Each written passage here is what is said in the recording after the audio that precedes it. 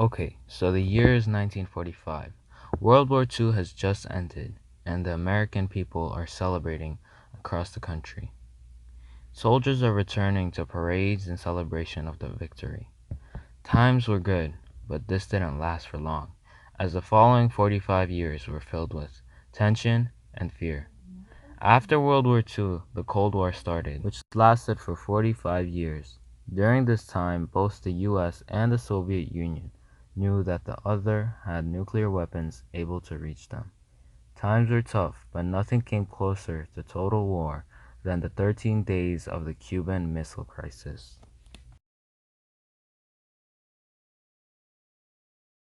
In 1961, the US launched an attack against Cuba. This attack failed, and it was known as the Bay of Pigs.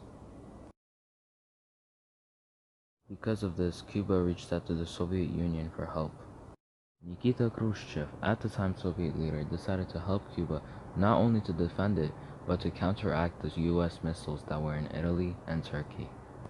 Soon the Soviet Union started shipping out troops and missiles into Cuba. October 14, 1962, a US spy plane flying over Cuba took pictures of the Soviet missiles that were delivered. During this time, tensions between the US and the Soviets were high. This made matters worse.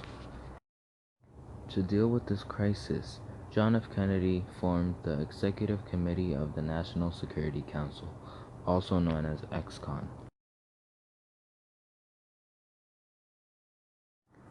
After deep consideration within ExCon, there were many ideas that were thought of to deal with this crisis. Two of the biggest ones were 1. Quarantine of Cuba to prevent any new missiles from coming in, or 2. The invasion of Cuba to completely take over and disarm the threat.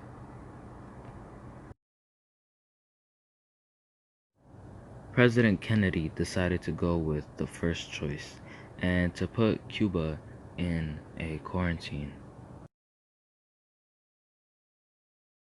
A US Navy blockade was put in place. All Soviet ships carrying offensive weapons were sent back. Most ships complied and left back home. Khrushchev was outraged. In an angry letter to Kennedy, he explained that a quarantine would be seen as an act of aggression against the Soviet Union. This could result in actions taken against the United States by the Soviet Union.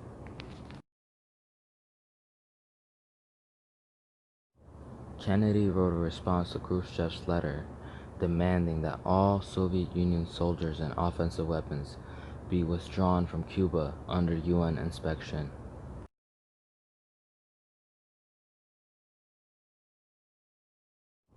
Khrushchev promised to fulfill Kennedy's demands as long as the United States removed all missiles from Turkey and promised to never attack Cuba.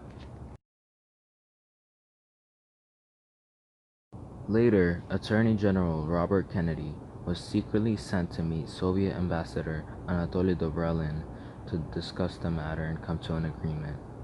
The US promised that all missiles from Turkey will be removed.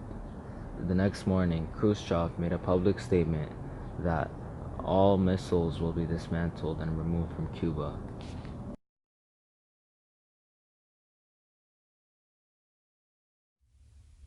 Once the weapons were dismantled and on their way home, the US dropped their blockade.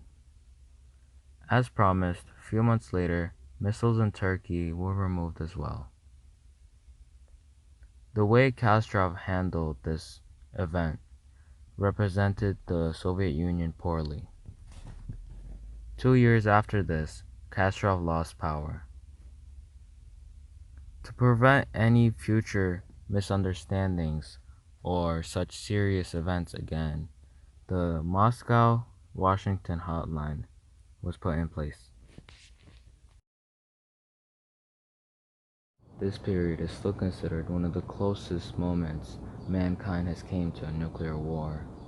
It's crazy to think what could have happened, but all we can do is hope that history doesn't repeat itself this time around.